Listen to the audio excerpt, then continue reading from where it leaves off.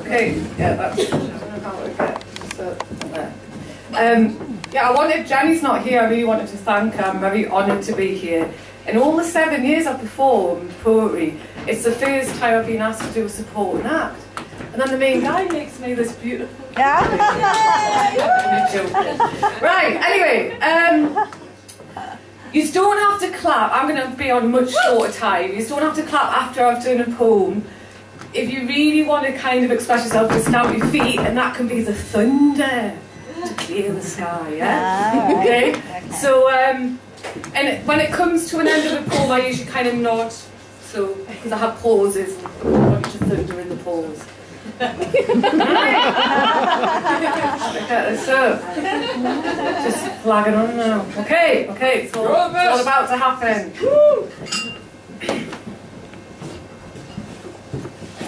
In the past, if anyone had asked, if anyone had said even, you'll meet a guy, he'll steal your heart, I would have laughed in the face of romance.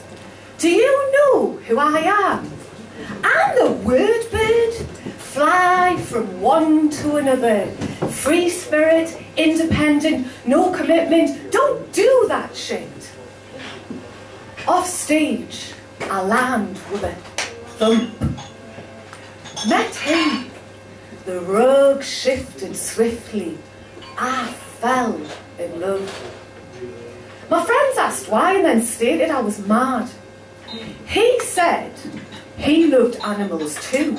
He would work in an abattoir. He would kill them humanely because he knew people were cruel. You see, there's my Native American Indian scooping out my heart. He had me. For the next 9.5 weeks, he was the king of the wolves. I was queen of the fairies. We were naughty nymphs causing havoc, pissing in the woods. I got barred from the Cumberland. We were the lovers from Tarantino's True Romance. We were pirates robbing ships in a candlelit bath full of bubbles. We ate fine food with pennies from gutters. We were cut from the same cloth, him and I. Well, that was my script, not his. He was just bouncing a ball off a back alley wall. When there's only one hole in a pair of socks, there's only one soul that bears all. They say you have to love yourself before others can love you. Well, beware of the tale, because if your own pedestal's tall, the heavier you fall. Right here in this pit stomach, an empty bottle waits for drops to drip. Right here in this burnt out heart, ripped up flower heads wait to be fixed. They say time will glue back the petals, but what if the glue was hardened? They say, oh, you've got loads of friends, but what if all of you want is a spoon? They say he was a fool, didn't deserve you, but what if he did? They say, oh, things happen for a reason, but what if you're sick of thinking that hippie shit?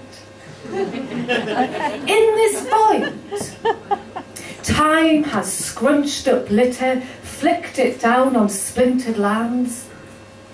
In this void, I have scrambled over broken stones whilst his shadow ran. In this void, depression crept in. An old ghost returns, smothers me in tight, dark arms. The moon don't shine here.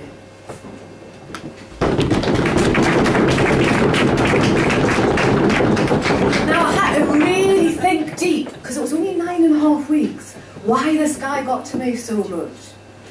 Apart from the fact, right, he had the fittest body I've ever, and I'm 41, come across. I literally, I know this is too much information, right, but I used to pant when he came into bed. And he had the most quirkiest sense of humour, which I still miss, and his body. But it was only 9.5 9.5 weeks, so it didn't warrant that pain. But what I realised was that he just opened up an old wound of rejection from my childhood. You asked, what's it like to be brought up in the care system? It's like being a game of pass the parcel, but with no present at the end. It's like being starving with only beans in the cupboard whilst watching MasterChef. It's like being a piece of IKEA flat pack furniture without the fucking screws. It's like you've become a whole year's worth of modules in a psychology degree. It's like you're the space between the lines that the poet doesn't get. It's like metal coat hangers in a tumble dryer. It's like Dorothy's red shoes refusing to take her home. It's like being a row of milk bottles filled with anything but milk. It's like the bulb underground that doesn't make it through to the spring. It's like squeezing a ball of wool with pins inside. It's like leads being placed inside the hem of your clothes. It's like the earth's shudder as pylons come alive and stamp over the planet. It's like the apocalypse, but it's only happening through your eyes. And when you try and warn someone, your mouth moves, but comes out. It's like the hollow cry of a Russian doll who's just been told her inner dolls are lost or broken. It's like your favourite teddy coming alive and punching you in the face. It's like your shadow has eyes, and even when you're asleep, it sits in the corner watching you. It's like a bird with its wings bound tight, beak taped shut, and eyes open wide. It's like finding a family photograph with your face cut out. You ask, well, what's it not like? Well, that's easy. It's not like home.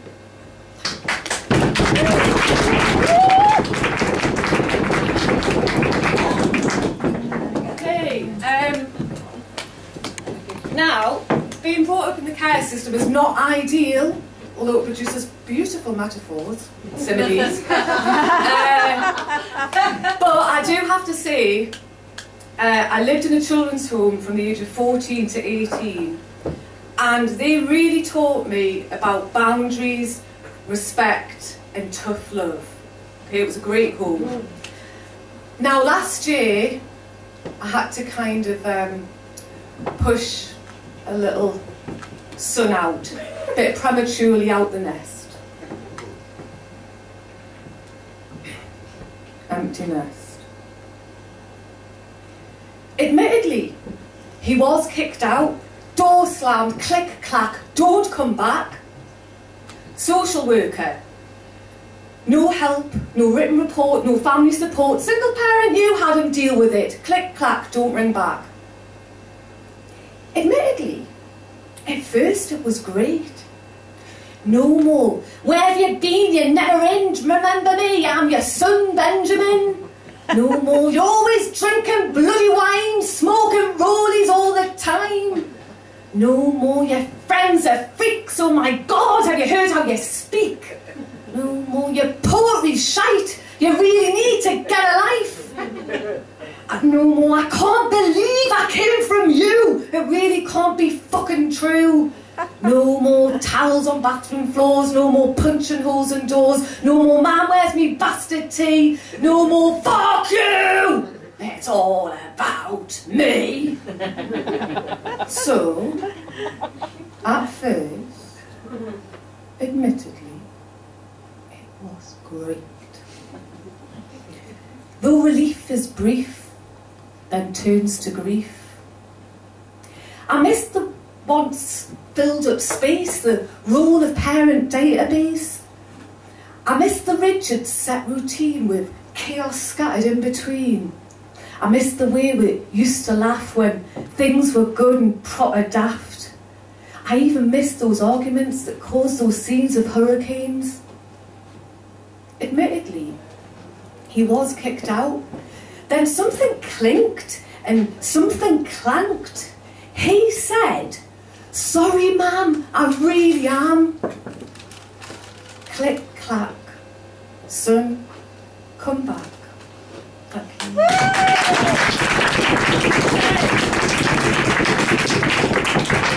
My son is back home and he's been back for about 4 or 5 months. He was kicked out the nest for 6. He's lovely. He is, and he came back a man. And that tough love did work. I'm very, very proud of him. I really love him. A little haiku, and then I've just got one more thing to do. Hurricane has left, untangled arms gather scattered leaves with love. I thought it'd be really nice to end this set, because I didn't actually have any poetry around the sky, but my name's Sky, so, you know, that's why I got asked here. My poetry's canny. But I used to, I have got this story that I made up, which I used to tell my son when he was about 3 or 4, a little bit older than he's actually old for that, man. And it's about the moon. So I thought I would share that with you. What I need you to do, I hate people making us do audience participation, but to get into this you really do have to close your eyes and connect with your inner child and pretend you're in bed, okay? And I know you will do it. So, I'm going to sit down and you're all in bed.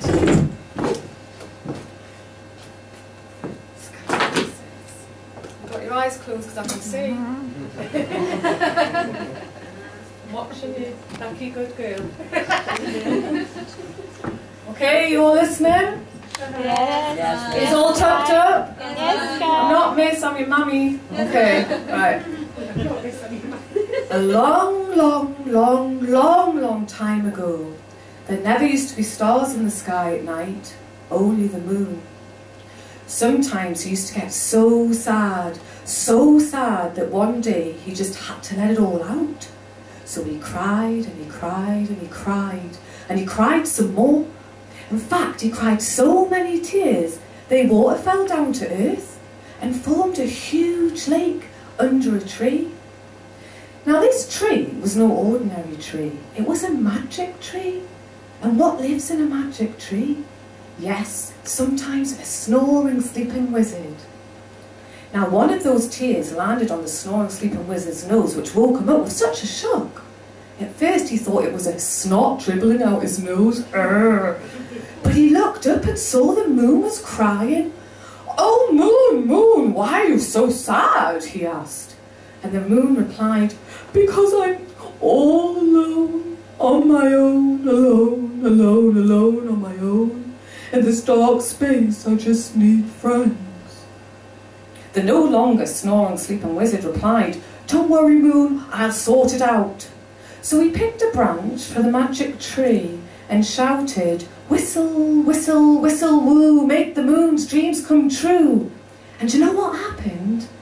Each tiny little tear that had gathered into a lake under that magic tree turned into a star and flew up high into the sky, and so the moon was no longer alone.